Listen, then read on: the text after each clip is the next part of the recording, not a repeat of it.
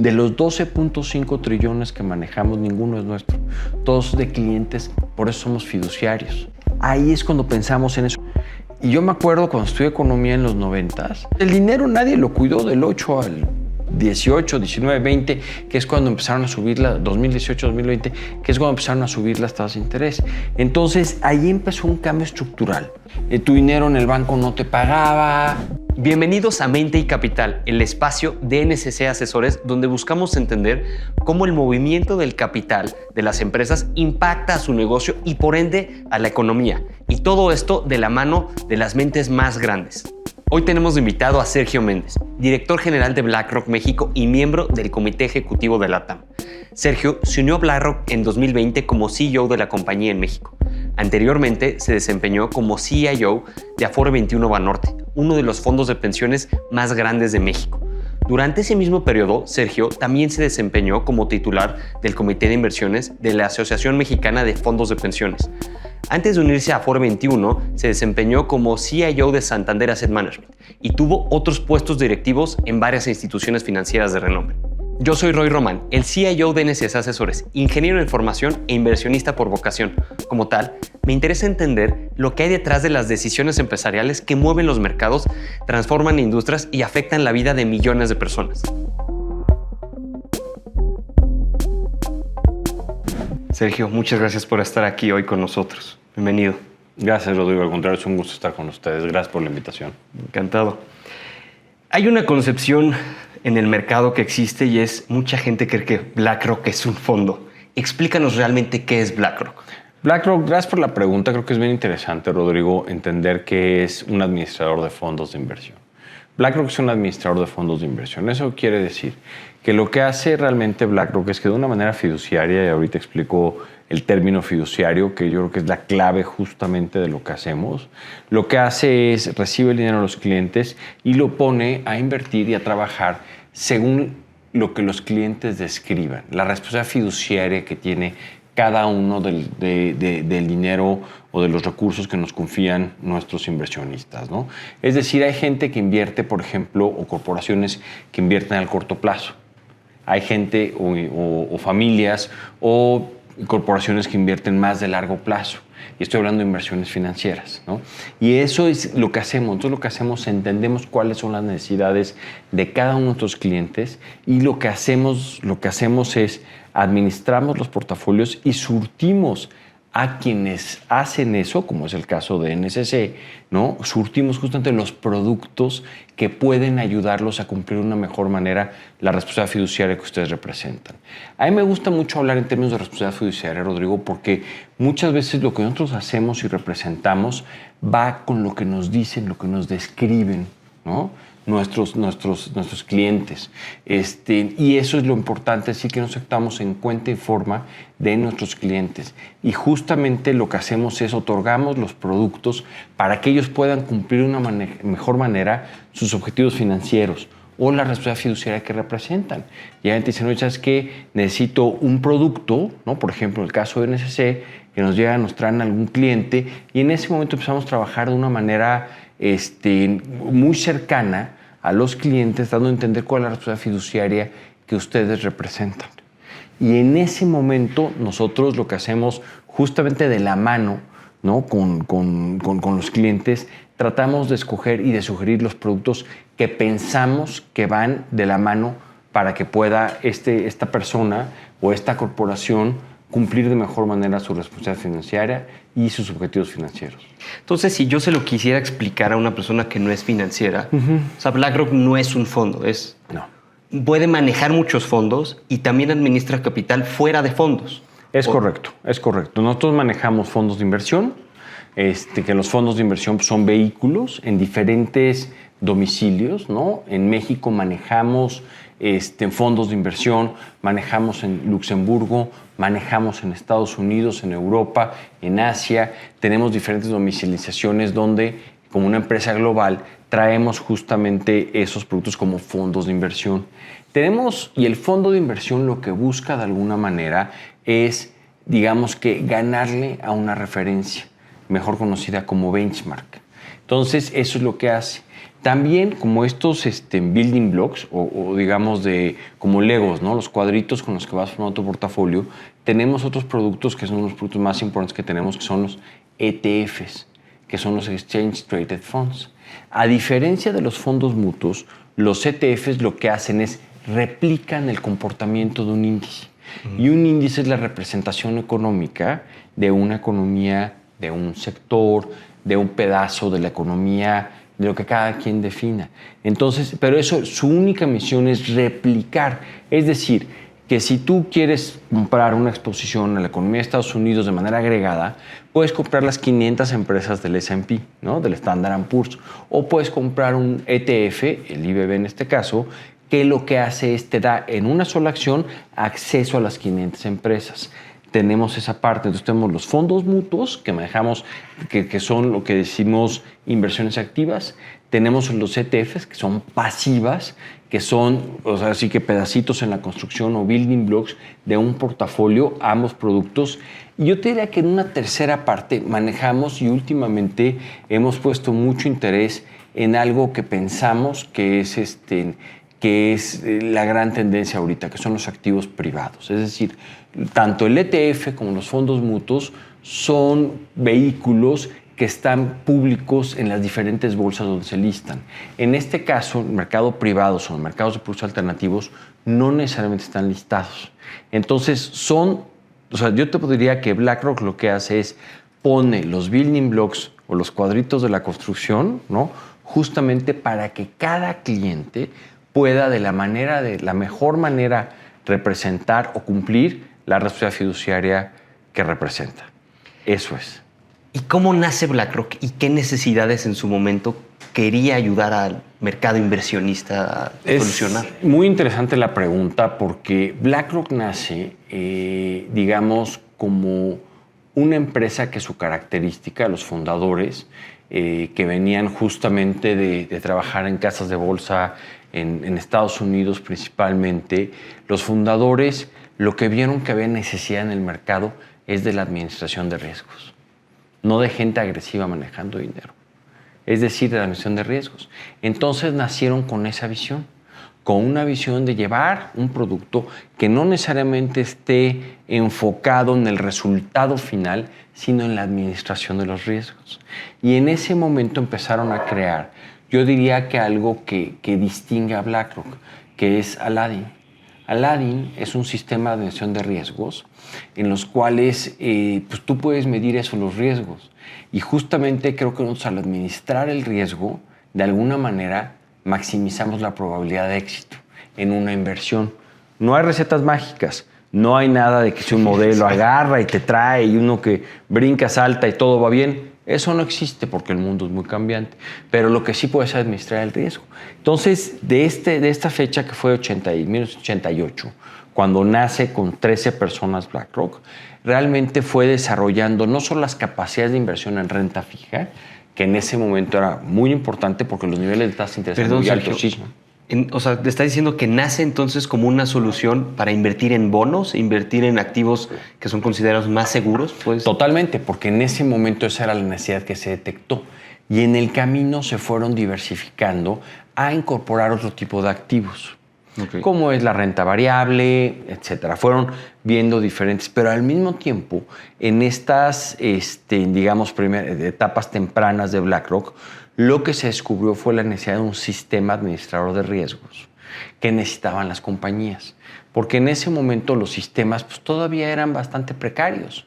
Entonces se empezó a hacer y a preparar Aladdin, ¿no? Que es la solución justamente que nosotros tenemos y que estamos en el mercado con ella justamente para controlar esos riesgos. Entonces empieza a tomar fuerza BlackRock digamos que con esos productos, cuando de repente en el 2006 hace una adquisición muy importante de Merrill Lynch Investment Management.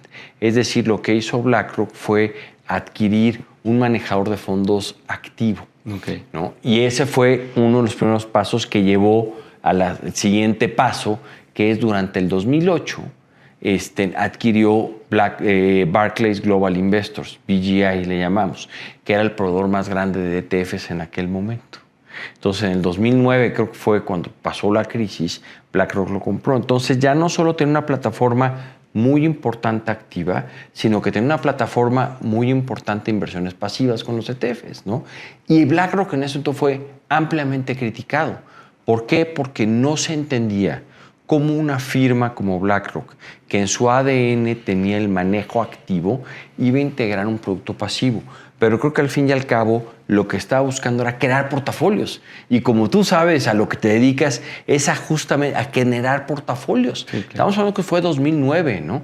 Que realmente los asset managers todavía no eran tan representativos como lo son ahorita. Y en todo este camino, BlackRock hizo otro par de adquisiciones más adelante, pero mucho más enfocadas hacia mercados privados.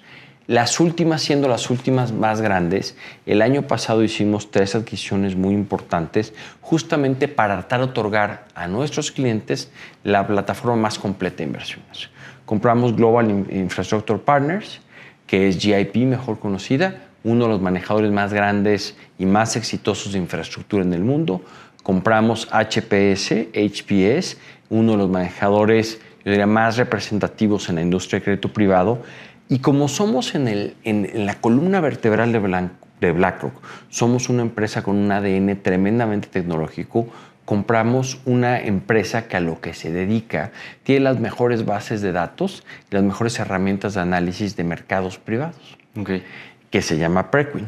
Entonces, con eso complementamos ahora sí, digamos, toda la plataforma de BlackRock para poder ofrecer a nuestros clientes toda la experiencia para cumplir su responsabilidad fiduciaria. Me encantaría que nos platiques un poquito más de estas adquisiciones que se hicieron principalmente la de GIP, que es la de infraestructura, y la parte de crédito privado con HPS.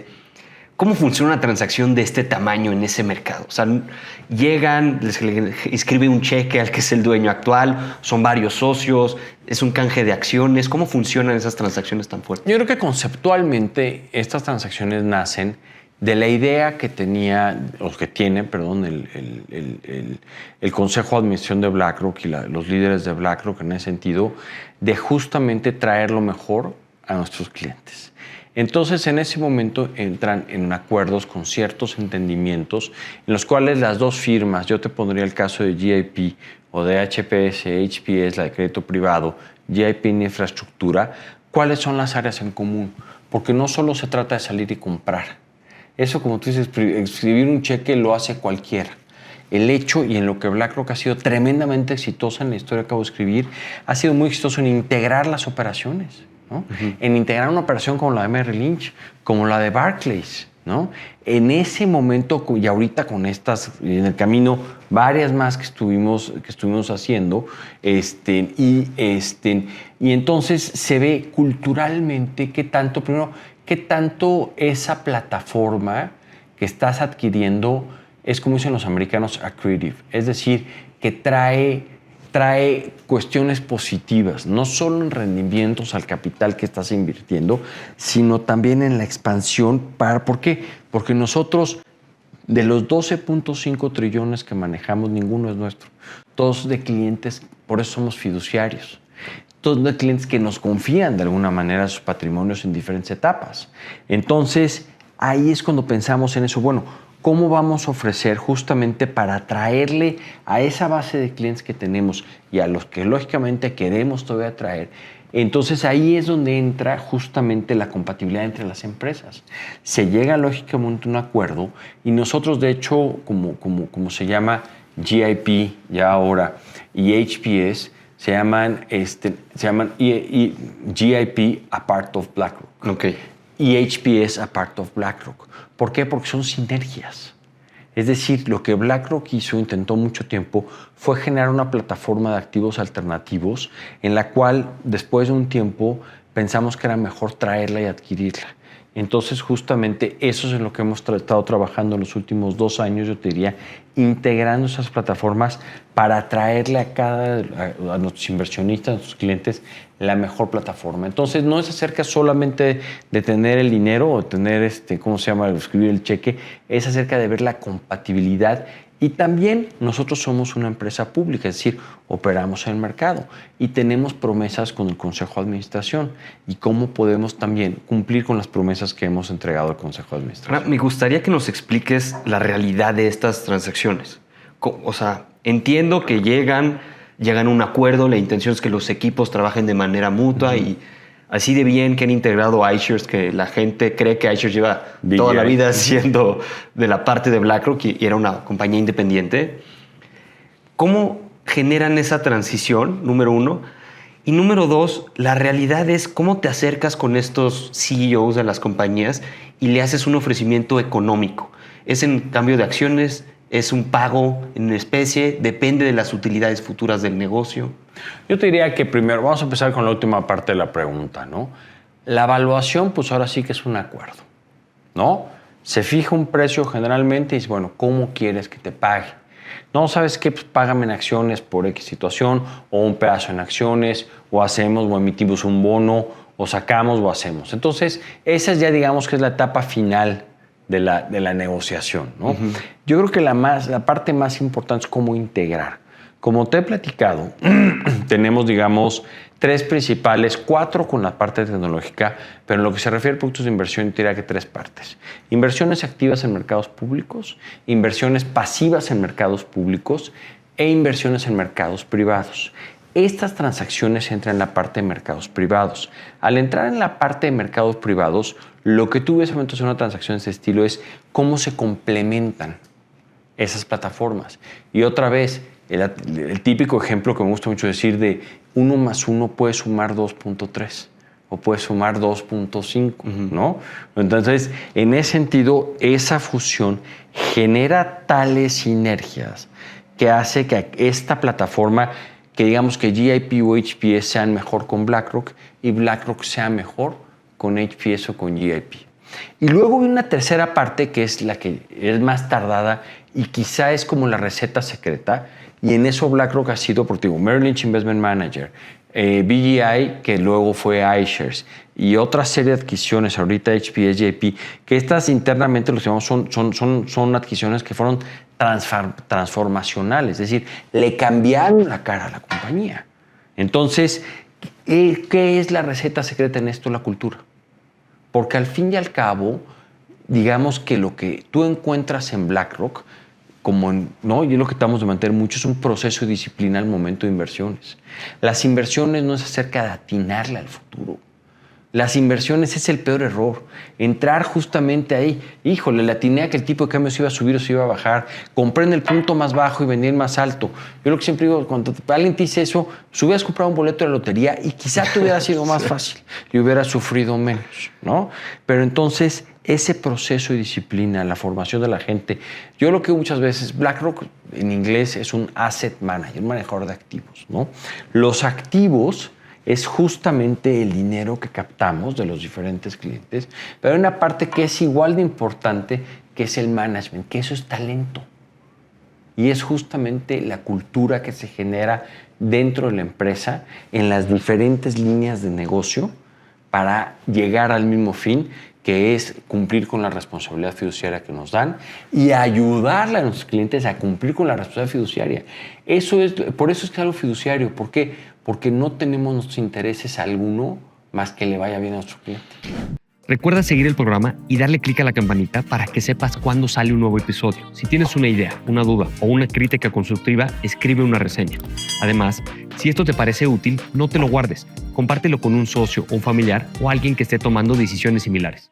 Entonces, como, digamos, analogía de negocios y no tanto financiera, realmente lo que ustedes están buscando es integrar a un equipo que ustedes consideraron que tenía muchísimo valor a la compañía y darle los valores de BlackRock. Es correcto. Ahora, hay un dato por ahí que me dieron que no sé si es verdad o no y me parece súper interesante, que a la hora de hacer el pago de las acciones de HPS y de GIP, los fundadores llegaron a tener más acciones de BlackRock que Larry Fink. ¿Es verdad?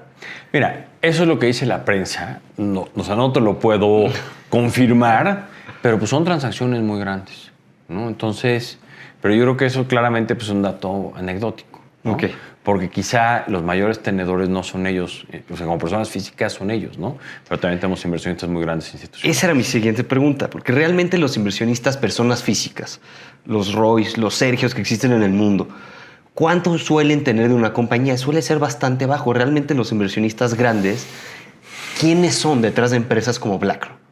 Pues otros fondos, muy probablemente, otros fondos de inversión. Hemos tenido de cualquier tipo de inversionistas, hemos tenido bancos, hemos tenido diferentes socios durante la vida y la estructura accionaria de BlackRock, ¿no? Pero eso es lo bonito de los mercados financieros, ¿no? Que al fin y al cabo BlackRock es una empresa pública como muchas otras empresas y está justamente, digamos que el mercado de menudeo, como se dice, que odio la palabrita, pero es cierto, desde la persona de a pie como tú, como yo, pues podemos llegar a tener pedacitos de esas empresas y participar justamente de los crecimientos de estas empresas, ¿no? Entonces, las estructuras accionarias van cambiando y son sumamente variables. Ahora, hemos platicado mucho de productos alternativos y creo que esto es algo que, si vemos las noticias, cada vez se ve más y más en el mercado, que están pasando a inversiones que no se ven en los estados de cuenta, que es una manera sencilla de decir lo que es una inversión alternativa. ¿Ustedes ven este segmento de negocio como uno de los que más crecimiento ha tenido en los últimos años? Yo creo que lo mejor, en ese sentido, como lo vemos, lo mejor está todavía por venir. Y te pongo el ejemplo de infraestructura. Todos nos hemos quejado a partir de la pandemia, que primero nos quejamos porque no nos viajamos y ahora nos quejamos porque no cabemos en los aeropuertos. Sí. Pero es una constante. Lo mismo en Benito Juárez, lo mismo en John F. Kennedy en Nueva York, lo mismo en diferentes aeropuertos alrededor del mundo. Realmente te das cuenta que la infraestructura se quedó, digamos, arcaica, se quedó atrás. Los gobiernos a nivel global no gastaron en esa infraestructura. Pero además, con los cambios tecnológicos que estamos viendo, lo que sabemos es que van a necesitar una transformación energética muy importante. Entonces, tienes dos argumentos muy importantes para pensar que lo que se necesita es la inversión en infraestructura. Entonces, eso era, o el razonamiento detrás, digamos, de la adquisición de Global Infrastructure Partners, GIP, ¿no? Fue justamente eso, que la tesis de inversión que hizo BlackRock era traer a un grupo exitoso cubriendo una necesidad a nivel global. Porque el problema de los aeropuertos no es solo en México. Cualquier persona que sale y se encuentra con las colas de las aduanas, con los temas, no, te das cuenta, o agarra una carretera, insisto, no solo en México, ¿no? Es decir, son cosas que van, y si a eso le metes la parte de la transformación energética y lo que va a requerir de energía el cambio tecnológico, Roy, estás hablando de números muy, muy grandes. Ahí creo que esto es un cambio estructural realmente que se está viviendo en el mercado. ¿Y ustedes cuál es el cambio más estructural que ven? Principalmente en esta parte de activos como infraestructura, o más bien en el manejo en los mercados públicos, o se está transformando todo el mundo y todo el tiempo está cambiando. Yo creo que estamos en una etapa bien interesante, Roy, en la cual la vamos a ver quizá, yo por lo menos, ¿no? En 100 años, ¿no? La van a estudiar y la van a ver de una manera muy especial. Porque yo te diría que desde la pandemia hemos vivido, que la pandemia fue hace apenas 5 años, sí, ¿no? Hemos visto demasiados ciclos. Pero yo te pondré un ciclo más grande que empezó en el 2008, en el cual, ¿qué fue lo que pasó? Las tasas de interés se fueron a cero durante 10, 12, 15 años. Y yo me acuerdo cuando estudié economía en los 90s, que decían, el único bien que no cuida el humano es el aire porque no tiene costo. Pues el dinero nadie lo cuidó del 8 al 18, 19, 20, que es cuando empezaron a subir 2018, 2020, que es cuando empezaron a subir las tasas de interés. Entonces, ahí empezó un cambio estructural. Perdón, Sergio, sí. Lo que te refieres es que el dinero no tiene costo, esto es porque las tasas de interés, al ser cero, tú podías pedir prestado y prácticamente te regalaban. Tasas de interés muy bajas, tu dinero en el banco no te pagaba, etcétera, ¿no? Y era una manera en la cual el mundo, como se percibe el mundo, salir de una crisis era generar inflación, ¿no? Yo le decía revivir al muerto, ¿no? Hacer que respire. Y bueno, y eso se combinó la pandemia, hubo grandes estímulos fiscales, grandes estímulos monetarios, vino la pandemia y durante ese tiempo lo que pasó también es un cambio tecnológico que se aceleró impresionante.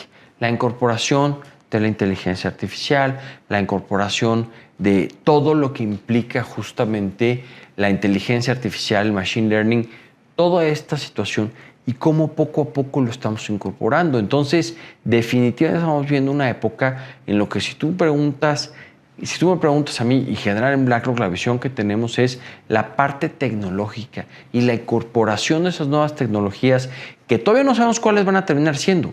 Sabemos que vienen, pero nadie sabe si lo que viene es computación neural o si lo que ya se quedó hasta ahorita fueron los chips corriendo más rápido.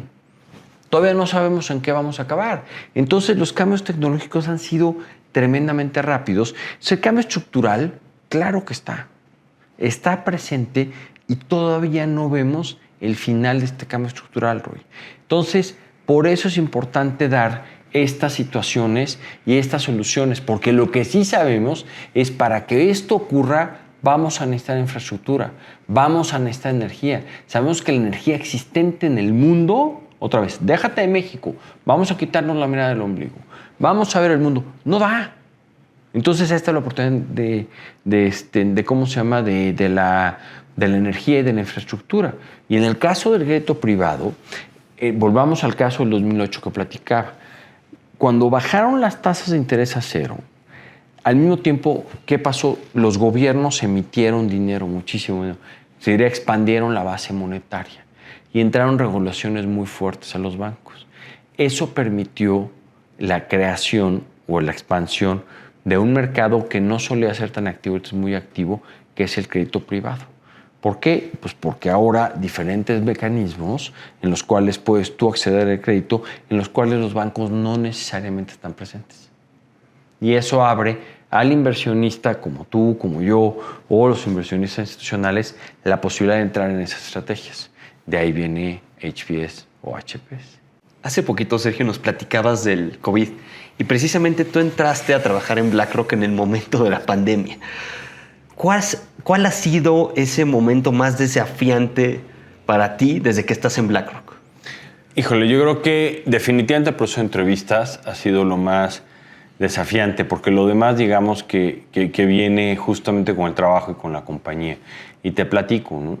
Yo tuve 17 entrevistas para entrar a BlackRock. 17 entrevistas. 17, las cuales las 17 fueron en Zoom. En Zoom, fueron en pantalla. Entonces, pues es muy, muy difícil y complejo porque no es lo mismo lo que estamos haciendo tú y yo, vernos a la cara, ¿no? Al estar detrás de una pantalla. Porque sí hay mucho o por lo menos no estamos acostumbrados. Ahorita ya un poco más y ya te agarras tus maneras de fijarte, o sea, si realmente tienes la atención de la persona, si no, etcétera, ¿no? Entonces yo una de las entrevistas fueron con Rob Kapito y con Larry Fink. ¿Quiénes son estos dos personajes? Ellos sí, Larry Fink y Rob Kapito son dos de los fundadores originales de la empresa.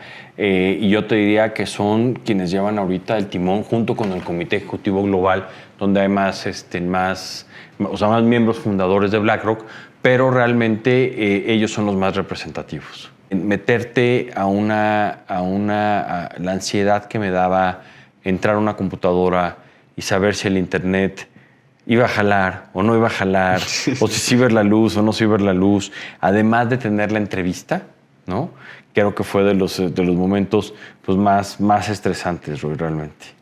¿Dónde tomabas estas entrevistas con las personas o una de las personas más importantes en el mercado financiero? ¿En tu casa? ¿En la oficina? En la casa, no. En la casa, yo recuerdo muy bien, ¿no? Con mi esposa, ¿no? Que me estaba justamente teniendo que vestir para alistarme, ¿no? Así que peinándome para irme a la entrevista. Y me dice mi esposa, ¿cómo estás? ¿Cómo te sientes? Y dije, mira, sea lo que sea, el estar una hora platicando con Larry, con Rob, es ganancia. Ya para mí es ganancia. Si me contratan o no, es marginal. Bueno, gracias a Dios me contrataron. Me imagino que has tenido muchas horas más de pláticas con ellos. ¿Cómo es una conversación con estas personas fuera de una entrevista? Realmente te das cuenta que son personas que están enamoradas de lo que hacen. Son personas de una intensidad muy importante y yo te diría también de una visión, ¿no? Porque han sido capaces de en estos casi 40 años que tiene BlackRock, ¿no? 38 años que tiene existencia. Los mismos años que NSC. Sí, es nomás en el 87, 88, ¿no? Entonces, justamente esa parte y es muy interesante ver justamente en qué es en lo que se fijan. Por ejemplo, me daba mucha curiosidad durante las entrevistas lo que te platicaba de la parte cultural. ¿A qué me refiero con la parte cultural? A que no seas una persona que no va a ser, digamos, que no va a tomar los valores de BlackRock, ¿no? Como una bandera, que realmente no, quizá en lo que se fijan es mucho en la parte de talento. Por eso es que, digamos que un asset manager, ¿no? Los assets, o sea, que no eres nadie si no eres un asset, si no tienes assets que manejar, pero tampoco eres nadie si no tienes management. Y eso, la parte, son gente tremendamente humana, son gente que trabajan muchísimo, pero que al mismo tiempo son tremendamente familiares los dos y son gente, la verdad, muy, muy, muy metidas en el negocio y en el buen sentido de la palabra. Es decir, no son intrusivos, simplemente y sencillamente le gusta mucho lo que hacen. Y ahora, como aprendizaje a otros directores generales en México, porque ese fue un momento desafiante para ti como persona, el estar frente a un CEO global o estar contra este tipo de íconos que puede ser un poco interesante o hasta dar un poco de miedo. Pero como CEO de una compañía, ¿cuál ha sido el momento más desafiante que te has encontrado en BlackRock? Yo creo que, a ver, claramente el hecho de todas las etapas de volatilidad que hemos pasado, porque me encantaría ponerte uno específico, pero son momentos que hay tremenda incertidumbre, ¿no? Y son momentos en los cuales te tienes que regresar justamente a las bases para saber que estás haciendo las cosas correctas y ofrecerle justamente a los clientes y a los inversionistas lo que tienes. Entonces te diría que en los últimos años ha sido tremendamente desafiante la velocidad a la que han cambiado los ciclos. Y eso hace que tengas que ser tremendamente flexible, Roy. Y en ese sentido, para mí, una persona inteligente no es aquel que te multiplica 325 por 15 en 33 nanosegundos. Una persona inteligente es aquella persona que se adapta a una situación cambiante rápido y sin fricción. Entonces, si tú es desafiante, pues todo, te diría que en los últimos años todo ha sido desafiante, ¿no? Desde el hecho de la pandemia, el regresar a la oficina. Por ejemplo, yo cuando entré a BlackRock México teníamos 148 empleados. Yo entré en noviembre de 2020. Yo conocí a los primeros empleados en enero, pero los tenía ya en la pantalla. Okay. Es decir, hay una anécdota muy padre que íbamos, ¿cómo se llama? Con el tapabocas. Y no sabías quién era quién. No, pues no, déjate, en el elevador, ¿no? Llegas, te subes y alguien se voltea y me dice, ay, ¿tú eres Sergio Méndez? Le digo, sí, yo soy Sergio Méndez. O sea, te reconocí por el pelo blanco. Entonces ya te das cuenta de lo ajeno. Pero eso fue súper desafiante. Y ahorita, ¿cómo se llama? De ahí ahorita tenemos alrededor de 230 personas, 280 más o menos. Y el estar justamente cuidando esa expansión con esa cultura, creo que ha sido más que desafiante. O sea, es desafiante porque no quieres, o sea, quieres aumentar las probabilidades de que salgan las cosas bien, ¿no? Y hablando ahorita de momentos de incertidumbre, me acuerdo en el último viaje que estuvimos juntos en Miami, me decías, en estos momentos de mucha volatilidad, porque justamente fue cuando todas las decisiones de Trump, de Liberation Day, me decías, Roy, las decisiones de inversión hoy en día salen más baratas fuera de la oficina. Así es, Roy. Yo, en mi experiencia, manejando portafolios que ya no es poca, 30 años, ¿no? Yo generalmente, cuando me tocó, porque a mí me ha tocado pues, desde el efecto tequila, en Long Term Capital en el 98, 2001, las Torres Gemelas, 2003, la burbuja del .com, 2008... alrededor de la carrera, la gente que llevamos más de 20 años en este negocio, pues nos ha tocado ver muchas, ¿no? Entonces, yo lo que te diría es, yo de las grandes lecciones que he aprendido es que en ese momento lo mejor quizá no sea tomar decisiones. ¿Por qué? Porque lo más importante en las decisiones y que va con la disciplina del proceso es no perder el largo por el corto plazo. Esas son las decisiones más caras, en las que tú dices, ay, ahorita va a pasar y luego va a pasar. No es cierto. Si te sale, otra vez fue suerte. pero realmente lo que tienes que ver en ese momento, la última siendo en el 2018, todavía en la Afore, que volteé cuando ganó la prensa, que ganó Donald Trump, lo primero que hice fue pedir que apagaran las pantallas y que se pusieran a leer y que nos veíamos en 4 o 5 horas, ya que supiéramos qué estaba pasando, antes de tomar una decisión. Porque lo que hagas en ese momento, la misma probabilidad es que esté bien o que esté mal. Si esta conversación te está haciendo pensar diferente sobre tu negocio o tus inversiones, mándasela a alguien por WhatsApp o simplemente coméntasela en una plática o en una comida. Recuerda seguir el programa y darle clic a la campanita para que sepas cuándo sale un nuevo episodio. También escríbenos tus comentarios y haznos saber de qué otras empresas quisieras aprender. ¿Hubo alguna crisis o algún error que te quitó el sueño? Yo recuerdo durante el COVID que había noches que me dormía a las 4 de la mañana pensando y pensando, sin hacer nada, en mi cama viendo el techo. ¿A ti te ha pasado algo así o cuál ha sido la crisis que más te ha afectado? Mira, definitivamente la crisis que más me afectó fue la crisis del 95. ¿Por qué? Porque por razones diversas me tocó ver cómo un banco tronaba, ¿no? ¿Y a qué me refiero? Me refiero a que mi trabajo en ese momento en las mesas de operación era un trabajo como de programadoras de cuenta, ¿no? Entonces había mucho ejercicio de sensibilidad. Entonces cuando vino el movimiento de la banda, en ese momento... ¿Qué es el movimiento de la banda? El movimiento de la banda cuando México devaluó. Okay. ¿No? En el 94 México venía con una devaluación diaria pequeña con la banda, tenía un piso el tipo de cambio y tenía una banda que iban devaluando. Entonces digamos que tú sabías con certidumbre cuál iba a ser el tipo de cambio dentro de N número de días. Okay. Era el rango que permitía. Era el rango que permitía flotar. Okay. Y adentro, pues, el tipo de cambio podía flotar para diferentes niveles, ¿no? Entonces, cuando viene la devaluación y cuando se rompe la banda, si ya queda libre flotando el tipo de cambio, yo hasta la fecha es que voy dimensionando lo que nos tocó ver.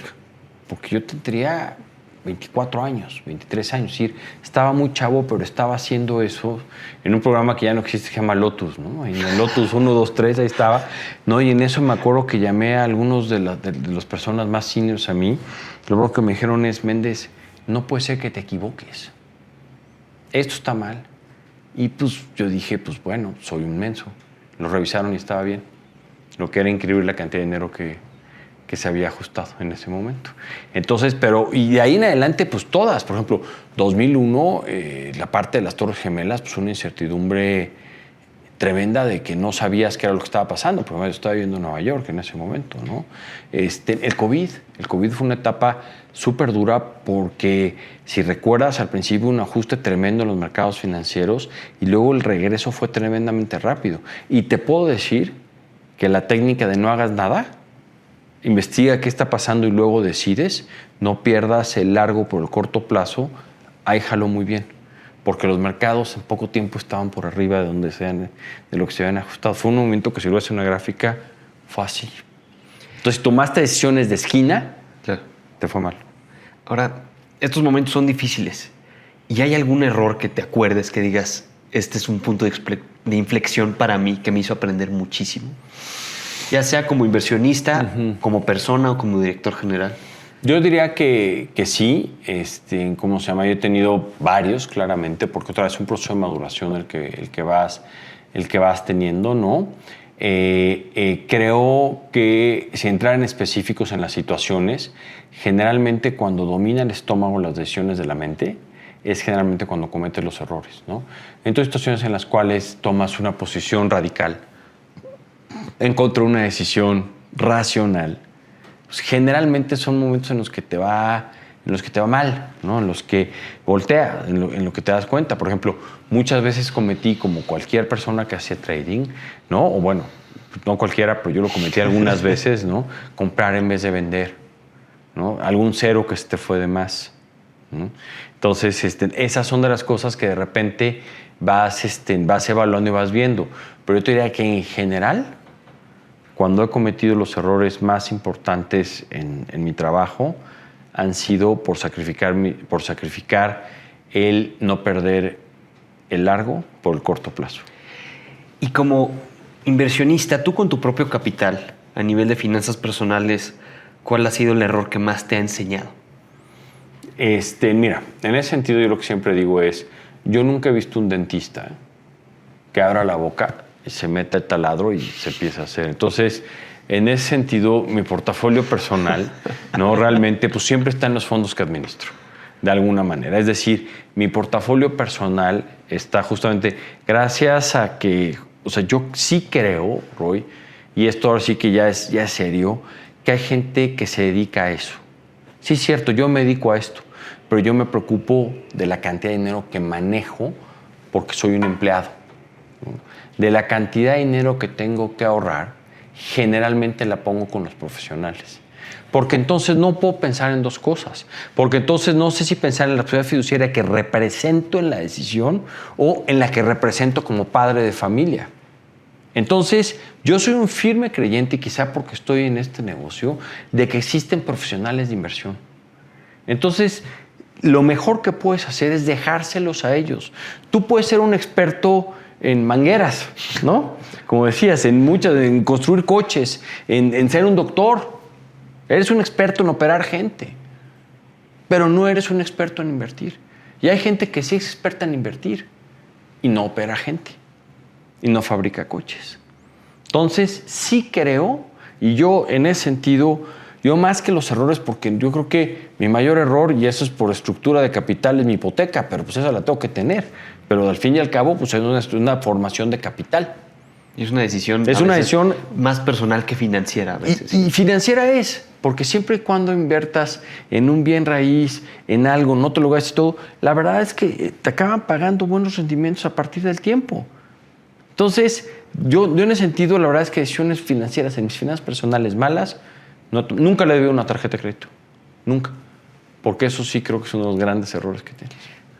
Y a la gente joven que ha vivido a lo mejor algunos ciclos diferentes a los que tú has vivido, donde ese ciclo todavía no ha terminado y creen que el mercado siempre sube, ¿qué les dirías? Mira, creo que hay varias cosas. La primera es, sabemos que de las pocas leyes que se cumplen en el universo es la ley de la gravedad, ¿no?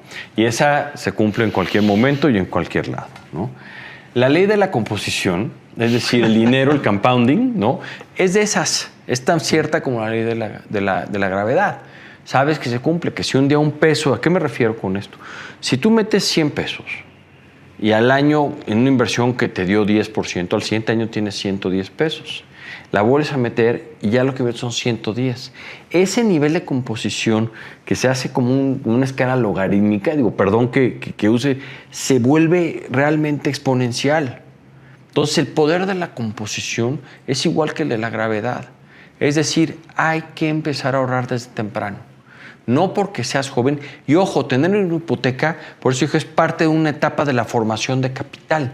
No quiere decir que no estés ahorrando, sino que simplemente estás comprando un activo que te está dejando más o que te debe dejar más retorno que lo que le estás pagando a quien te dio la hipoteca, el banco o quien sea. Entonces, yo creo que esa situación, y a los jóvenes lo que diría es, no toda la vida van a ser jóvenes.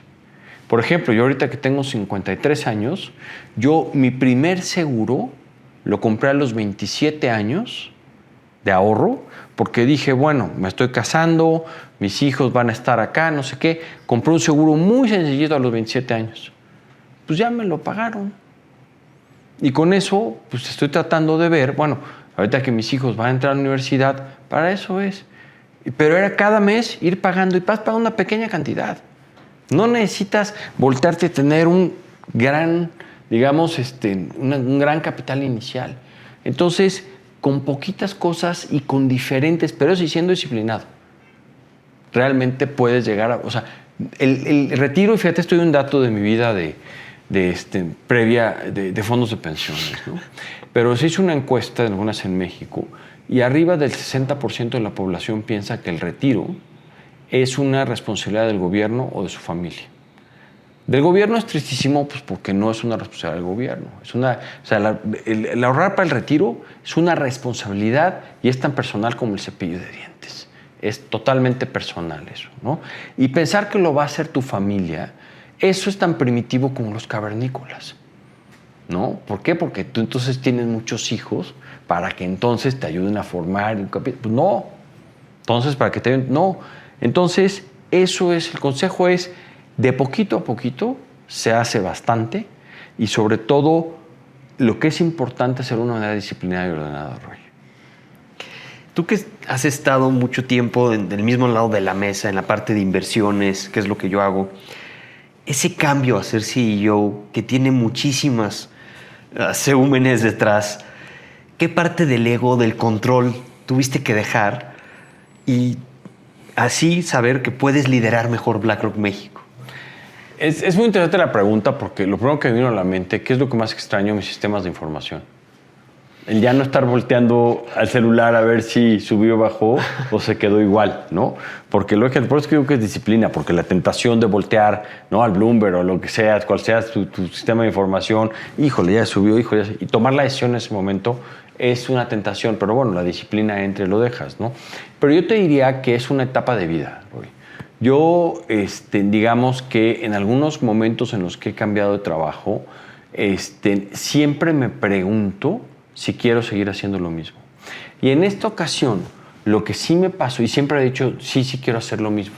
Entonces me iba por el camino de inversiones. En esta ocasión, claramente por el proyecto, por la compañía, y ¿sabes qué? Por el momento en el que está viviendo México, dije, es una gran oportunidad para dejar de lado las inversiones y empezar a tener una mente más de management, de manejo de talento, de formación de empresas. Me gustaría pasarme ahora a México, ¿no? Ya me dijiste, oye, por la etapa que está viviendo México, ¿cómo se toma una decisión desde BlackRock México? ¿Qué tanto influyen los headquarters? ¿Qué tanto es una decisión local? ¿O depende si es X condiciones tengo que hacer esto, si es Y condiciones tengo que hacer lo otro? Yo lo que te diría es, en el tema de las inversiones que hacemos, tenemos, si no me equivoco, sobre 2.700, 2.500 profesionales de inversión a nivel mundial, ¿no? Te puedo decir que la gente que hace inversiones en México tiene una amplia interacción con ellos. Entonces, las decisiones, aunque se toman, porque el experto en México es el que está en México, Roy. BlackRock México tiene esa ventaja, que tiene equipos de inversiones, tanto de fondos mutuos como de inversiones alternativas. Entonces, si bien se toma la parte del contexto, del conocimiento que hay afuera y los contextos que tiene, eso se aterriza. Todas las decisiones de inversión se toman localmente, siempre ligadas a la responsabilidad fiduciaria que está diseñado cada uno de los productos. Entonces, esas decisiones se toman, yo te diría, en México, pero con un conocimiento y una influencia global. En el caso de las decisiones corporativas, es decir, lo que tiene que ver con los crecimientos de la empresa, con las estrategias de negocio, también existen los comités ejecutivos, los ExCos, ¿no? Y estos ExCos es cuando tú llegas y tomas un caso y dices, oye, quiero expandirla en la oficina de México. Se hace primero el de Latinoamérica, de ahí se lleva el de Américas y luego se lleva al comité ejecutivo global de la empresa, porque es una decisión corporativa, ¿no?, que son diferentes a las decisiones de inversión que tomamos. ¿Y qué particularidades ve BlackRock en México versus los otros países de Latinoamérica? ¿Cómo ve ese desarrollo que se está dando en los mercados financieros? Mira, Roy, es muy, como mexicano es muy difícil de entender el momento que está, y lo digo, yo me incluyo, ¿eh? O sea, por eso te decía que hay mucha visión internacional, yo me incluyo que es muy difícil entender lo que estamos viendo, pero es igual de difícil, quizá, para alguien que está en Francia, para alguien que está en Alemania, entender la realidad de lo que está viviendo cada uno de los países. Hay mucho cambio estructural, hay mucho cambio de liderazgo, es decir, es un momento en el que está viviendo el mundo. Entonces, México no se aísla de eso. México no se aísla de eso. Pero ¿en qué se distingue? Me preguntabas. Yo creo que México se distingue, yo te diría que en 2 o 3 cosas. La primera, que para mí es lo más importante, te dije que quizá hay un momento de mayor angustia, fue en el 94-95 cuando vino la devaluación, porque no tenía ni idea de lo que estaba pasando, que en ese momento la razón de la devaluación es porque México no tenía ahorro interno. Y el tipo de cambio es un precio que equilibra flujos. No es la variable de medición de nada, ni de nadie. Es un precio que equilibra flujos. Entonces, ¿qué pasó? México tenía compromisos en dólares y no tenía pesos para pagarlos. Consecuencia, se devaluó el tipo de cambio. En este momento, ¿qué es lo que está pasando? Digamos que antes de esta debilidad secular del dólar que estamos viendo, que eso ha cambiado un poco el escenario, pero México es un país que en ahorro interno vía las Afores tiene casi 23 puntos del PIB. Los fondos mutuos, casi 12 puntos del PIB. Las aseguradoras, 7, 8 puntos del PIB. Otro cacho en los asesores de inversión muy importante. Es decir, México es un país y una economía que tiene un ahorro interno que permite no tener una dependencia del exterior tan fuerte como estaba en inversiones financieras, en cuestiones financieras. Pero otra de las ventajas de México, claramente, pues la cercanía a la primera o segunda, dependiendo como lo midas, economía global. Y eso es otra cosa que le da a México una ventaja, el hecho de un banco central independiente. Eso da cierta certidumbre, da mucha certidumbre. Entonces, contra los demás países de Latinoamérica, primero es el tamaño. México es el segundo país más grande de Latinoamérica, ¿no? Primero, claramente, es Brasil. Pero eso quiere decir que Colombia, Chile, Perú, etcétera, son países más pequeños y que tienen mercados de capitales aún menos profundos que los nuestros. Entonces, México, digamos, rankea bien o se compara muy bien contra sus comparables, perdón por la repetición, ¿no? Con sus comparables a nivel Latinoamérica. Pero si lo pones a nivel internacional, también rankea bien, también está bien acomodado. ¿Por qué? Porque justamente es un país que tiene una base de ahorro interno tremenda. ¿Y cómo ven los otros Sergios de BlackRock de las otras partes del mundo las inversiones en México? Es decir, ¿la gente de Latinoamérica ha querido traer inversiones a México? ¿O la gente de Europa ha querido traer inversiones a México? ¿La gente del extranjero ha querido traer inversiones a México? Hay bastante apetito, en general, por las inversiones en México. ¿Por qué? A nivel internacional. ¿Por qué? Porque es clara la oportunidad que está presentando en México. Sé que es difícil cuando leemos los periódicos diarios y vemos los noticieros, sé que es difícil y no estoy haciendo ningún juicio de valor. Pero lo que sí sé, Roy, es que la gente, tanto Europa como los asiáticos, como el Medio Oriente, tienen interés en entrar a México. Han entrado mucho menos de lo que quisieran y quizá de lo que deberían. Pero de que están encima y viendo las oportunidades, claro.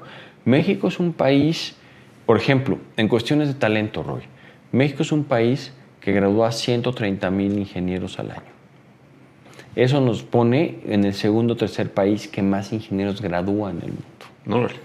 Y eso es, es lo que siempre digo en la parte aspiracional, como mexicano en conversación de inversiones, que a mí me encantaría ver que México se transforme de una economía manufacturera a una economía que sea manufacturera de ideas.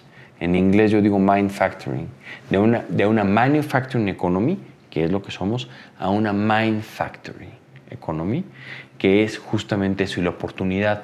México, que es algo que sobresale en un caso de inversión de largo plazo, tiene una edad promedio de 29 años. China tiene 38, Estados Unidos 43, Brasil tiene arriba de 30, 33. Eso quiere decir que esos 29 años se van a transformar en consumo y en fuerza de trabajo. Entonces ahí es donde está la oportunidad que estamos viendo. Y hemos visto también mucha tendencia recientemente de los grandes capitales familiares de crear estas estructuras llamadas family offices. ¿Qué tendencias ustedes han visto en los family offices de México y cómo han estado buscando diversificar su patrimonio? Yo creo que en general las estrategias de los family offices, como dicen los multifamily offices, ¿no? Han estado, lógicamente, ha sido una estrategia que ha crecido de manera muy importante, ¿no? ¿Por qué? Porque ha habido, digamos que, un trazo de eficiencia entre los bancos y los asesores, ¿no? Entonces la gente está separando esas dos situaciones y eso está generando una oportunidad tremenda entre los family offices, los multifamily offices, ¿no? Habiendo dicho eso, creo que existe, y lo que tú dices muy bien, una diversificación. Vamos a hablar de diversificación. ¿Es diversificado que todo el dinero que tengas lo saques de México? Pues no es diversificado. También necesitas pesos. Hoy es que mi negocio me genera dinero en México y yo todo lo demás lo saco. Estás dejando o estás perdiendo 8 puntos, bueno, 5 puntos de tasa real en la mesa, ¿no? Y metiéndole volatilidad del tipo de cambio. No está bien ni que tengas ningún tipo de inversión de 0 y 100. Es que yo no quiero pesos, es que yo no quiero dólares, es que yo no... No, tienes que encontrar un justo balance. ¿Cuál es ese balance? Eso es la responsabilidad fiduciaria. Y eso es lo que hacen muy bien los family offices, ¿no? Los multifamily offices. Entender esa responsabilidad fiduciaria para decir, por la estructura de capital y lo que tienes de objetivos de largo plazo, te conviene un balance entre tanto por ciento moneda extranjera, tanto por ciento moneda local. Esa es la diversificación real. La gente que dice no quiero riesgos, por eso me quedo en renta fija, por decir así, ese es el peor riesgo activo que existe, porque tienes un riesgo tremendo. Ahora, he leído que muchos de los family offices, las grandes familias empresarias o los grandes inversionistas, como tú le quieras llamar, están aumentando mucho su exposición a los activos alternativos que platicamos al principio, private equity, crédito privado, infraestructura, todas estas inversiones que no son las tradicionales que conocemos como bonos y acciones. ¿Por qué ahora? ¿Por qué se está dando este auge o siempre ha existido y apenas está llegando a los medios? Yo te diría que hubo dos cosas importantes. La primera es, todos sabemos lo que es una curva riesgo-rendimiento, en la cual la tasa libre de riesgo, ¿no? En el caso de México, si no me equivoco, la tasa del Banco de México es 8%, la de la Reserva Federal es 4.25%, ¿no? Esa es la tasa libre de riesgo. Y de ahí, ¿no? Te vas al siguiente nivel de riesgo y es una curva pendiente en el cual tú le vas exigiendo, como tiene más riesgo, le vas exigiendo más rendimiento a las inversiones. Esa es la curva riesgo-rendimiento. ¿Qué es lo que pasó en un primer momento, Roy? En un primer momento es cuando la tasa de interés en Estados Unidos estaba en 0. ¿Qué quiere decir? Y la expansión de dinero que hubo hizo que los premios al riesgo, la diferencial de riesgo por rendimiento, se fuera comprimiendo. Entonces la necesidad de que brincaron, oye, vámonos de fondos de la Reserva Federal a treasuries de 5 años, a treasuries de 20, a los mercados de equity, y luego empezaron a salir los mercados privados, que han existido toda la vida, pero tuvieron un auge muy importante en un portafolio diversificado, justamente persiguiendo ese mayor retorno, ¿no? Ahorita que tenemos tasa de interés, ¿no? Es decir, que ya la tasa fue del 0 al 4 en Estados Unidos, del 4.25 o 4% que estuvo en México al 8, ya pasamos por el 11, ¿no? Estos activos continúan mostrando valor y además tienen otro valor bien importante en la diversificación. O sea, no solamente es una capa más de riesgo que añades a tu portafolio, diferente a los demás, pero tiene algo más importante, que pueden llegar a ser descorrelacionados. Eso quiere decir que puede ser que las bolsas, ¿no? tengan un ajuste a la baja y el activo alternativo se mantenga porque son real estate, porque no se afectó el precio de las casas, o porque la empresa que apostaste en un venture capital o una gestión temprana de capital sigue trayendo buenos números a la mesa y va a entrar en un proceso de IPO o de oferta en los siguientes 5 años. Mientras que los mercados públicos pues, van con los ciclos, ¿no? Ahora, tú estuviste en una de las afores más grandes del país administrando capital, que es decir, se movía el dinero de las pensiones, digámoslo así, y los inversionistas más importantes a nivel mundial generalmente son los fondos de pensiones y los fondos soberanos. ¿Desde hace cuánto tiempo esos inversionistas invierten en activos alternativos?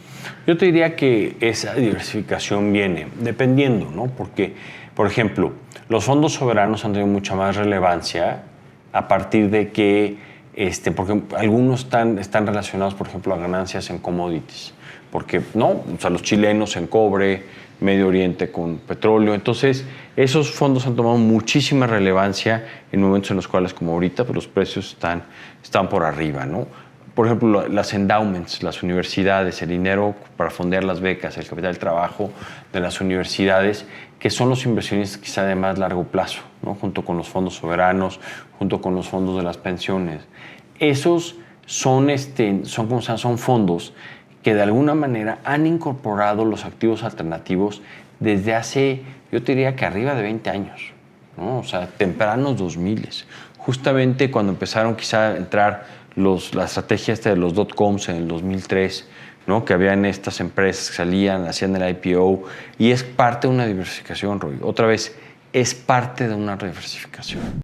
Recuerda seguir el programa y darle clic a la campanita para que sepas cuándo sale un nuevo episodio. Si tienes una idea, una duda o una crítica constructiva, escribe una reseña. Además, si esto te parece útil, no te lo guardes. Compártelo con un socio, un familiar o alguien que esté tomando decisiones similares. Y esa transición que antes tenías de la mayoría de los inversionistas en estos productos eran los fondos de pensiones y cada vez más empieza a ser el mercado de las bancas privadas, de los family offices. ¿Por qué se está dando en estos momentos? Creo que justamente es esta persecución por mayor rendimiento y por activos descorrelacionados, ¿no? Para mí, esas son las dos claves por las cuales está sucediendo. Para continuar con Latinoamérica, me gustaría que nos explicaras qué tendencias estructurales creen que marcarán la evolución de BlackRock en los próximos 5 años en la región.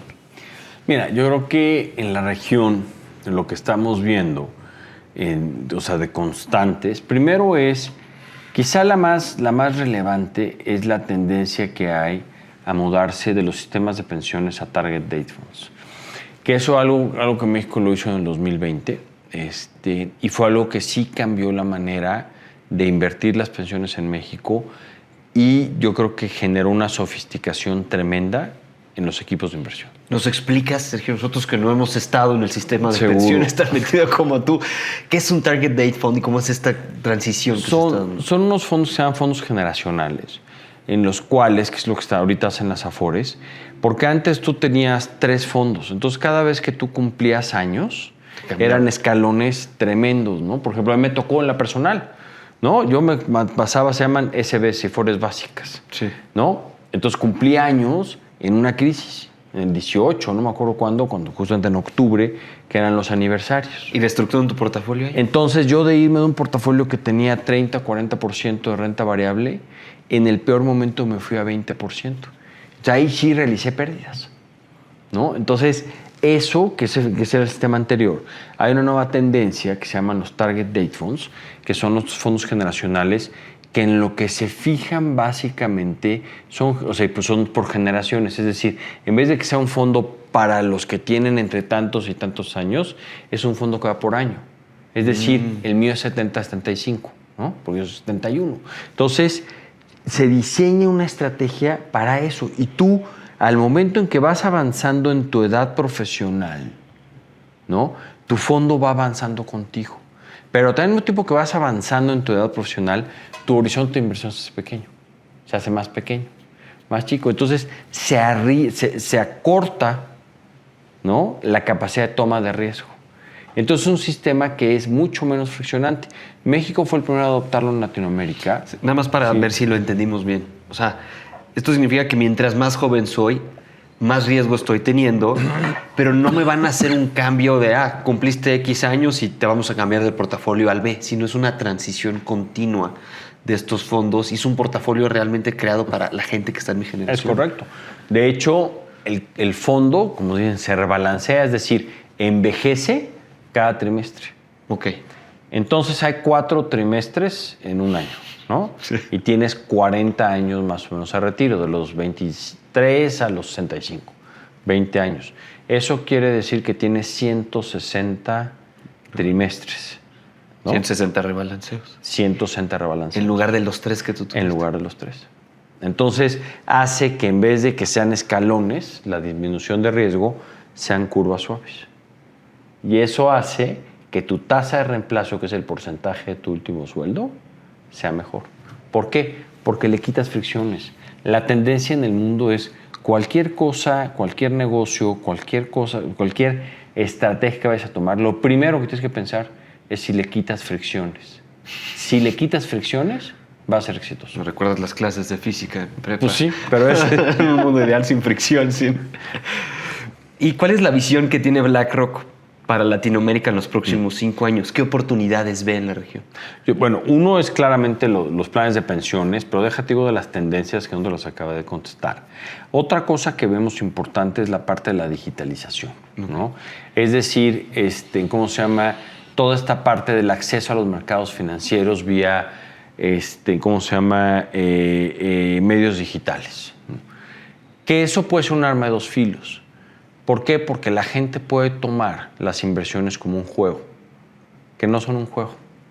No te metes al celular. Digo, lo puedes hacer, sí, y compras, vendes, y si hay una noticia, vendes, y si la otra compras, y no sé qué. Que fue el gamification. Fue el gamification, exactamente.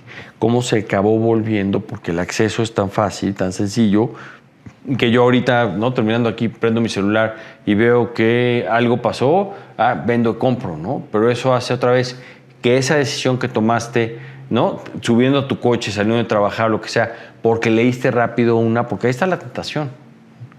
Y llegas, lo operas, ¡pum!, tuviste una mala decisión.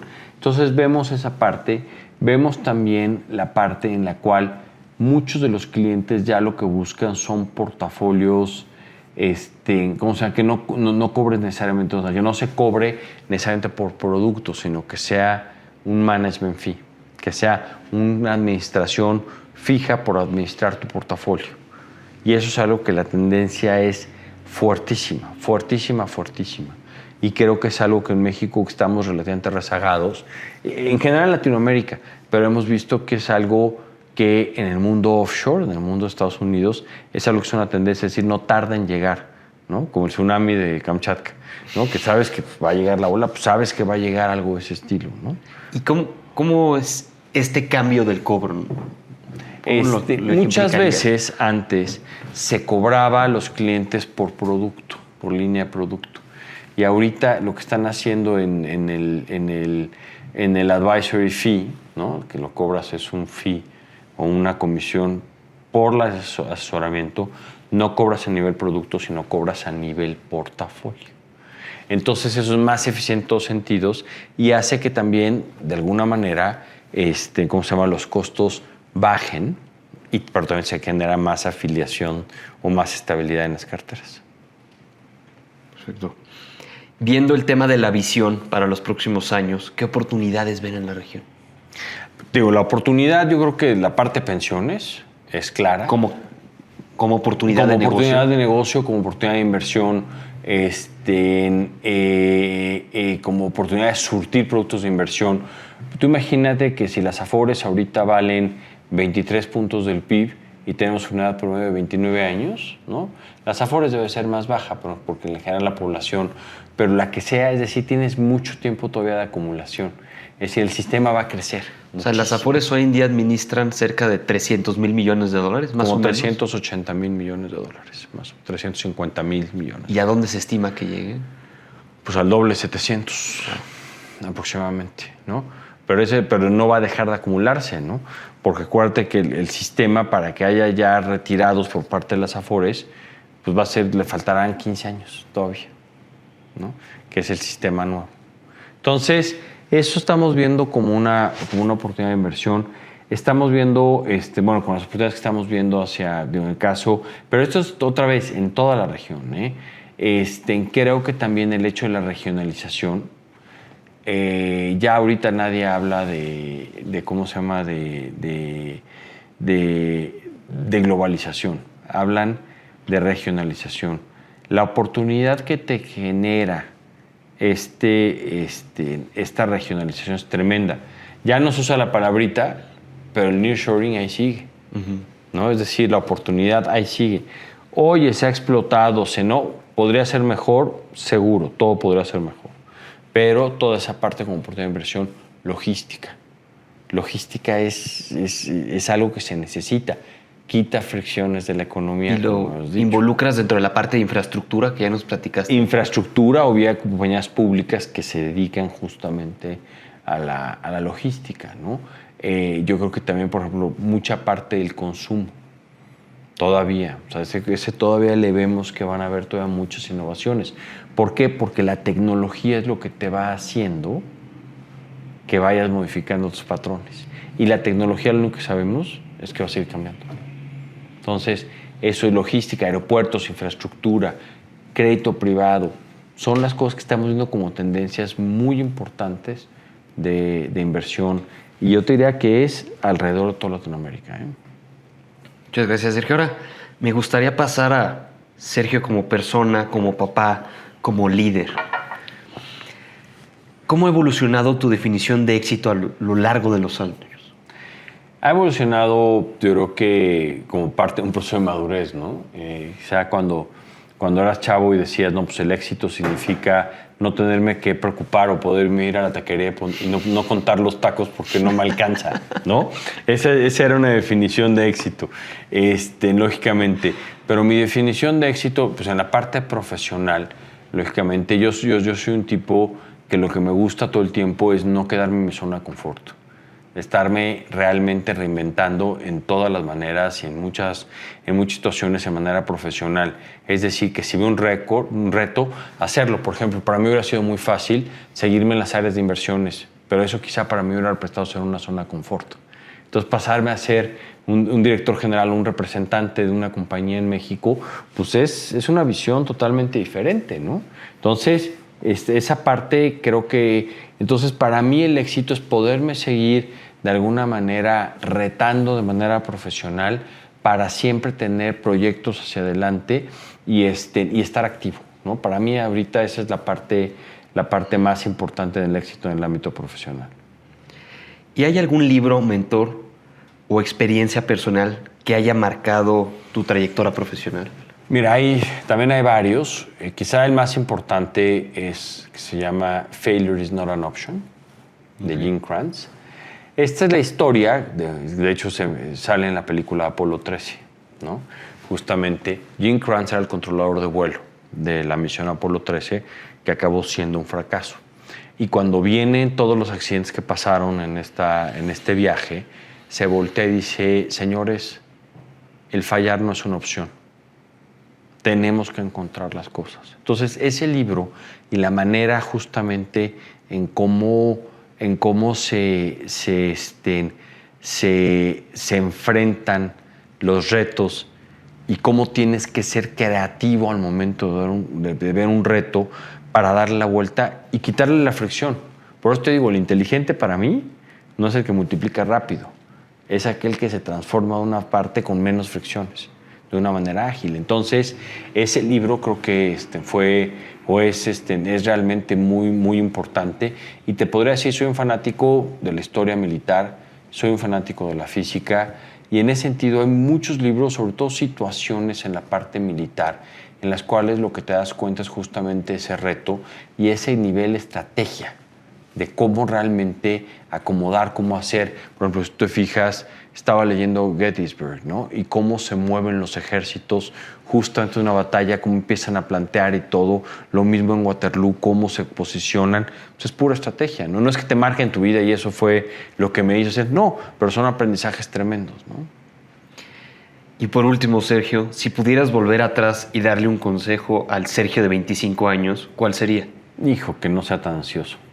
Que no sea tan ansioso. Que no sea tan ansioso, es decir, que no quiera correr, ¿no? Antes de caminar, que la vida te va poniendo, mientras hagas las cosas correctas, Roy, en el contexto correcto, yo sí creo que las oportunidades se van presentando, Roy. Entonces, como buen chavo, pues, al principio quieres que las cosas pasen ya.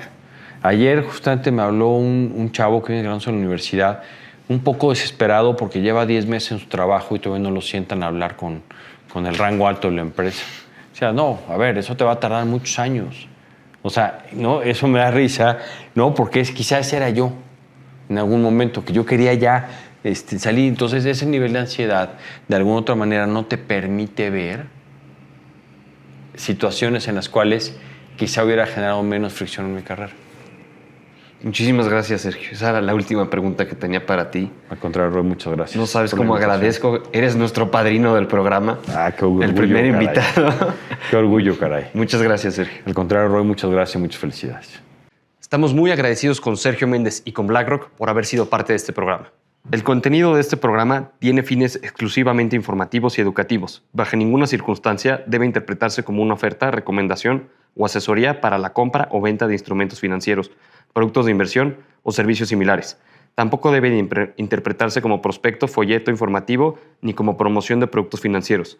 No constituye asesoría legal, fiscal, contable, financiera o de negocios, ni debe considerarse como una recomendación para tomar decisiones patrimoniales.